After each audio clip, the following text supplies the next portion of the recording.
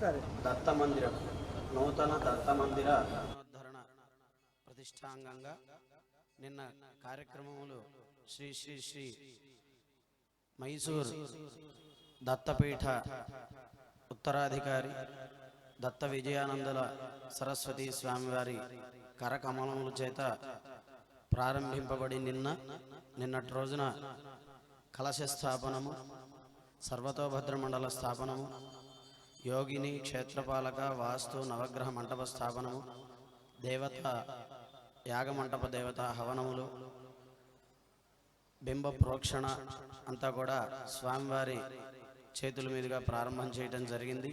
స్వామివారి అనుగ్రహ భాషణం కూడా చేయడం జరిగింది. సాయంత్రం అర్చనలు, నీరాజన మంత్రోష్ణములు పూర్తయినవి.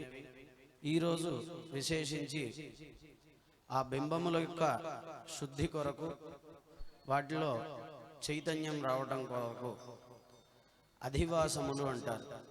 అంటే వాటిని, ఆ బింబములని వాటిల్లో ఉంచి మార్జన చేయడం వలన వాటికి ప్రాణశక్తి అనేటువంటిది వస్తుంది, చైతన్యం వస్తుంది. అలా పంచగవ్య అధివాసము, అలాగే జలాధివాసము, క్షీరాధివాసము, దధ్యధివాసము అంటే పాలు, పెరుగు, తేనె, వీటన్నిటితోనూ కూడా బింబాలని అభిషేకించి వాటితో, ఆ ద్రవ్యములతో స్వామివారి మూర్తుల్ని పూర్తిగా నింపి పుష్పాధివాసము, శయ్యాధివాసము, ధాన్యాధివాసము అని ఈ ప్రక్రియలన్నీ కూడా ఈ రెండో రోజు జరుగుతాయి. వీటి వలన ఆ బింబములకు చైతన్యము, ప్రాణశక్తి వస్తుంది.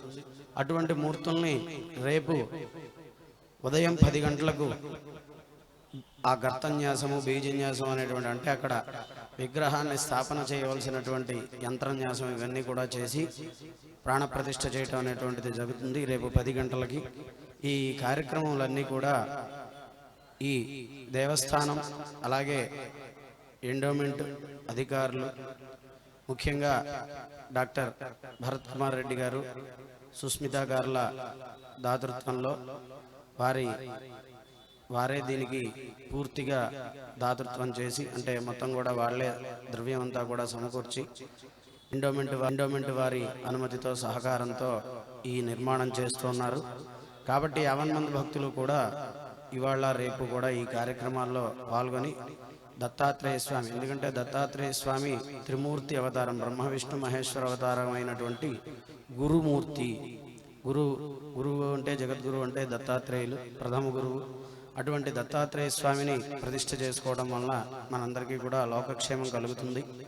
కాబట్టి అందరూ కూడా ఈ కార్యక్రమాల్లో పాలు పంచుకొని ఆ దత్తాత్రేయ స్వామి వారి అనుగ్రహానికి పాత్రలు కాగలరు.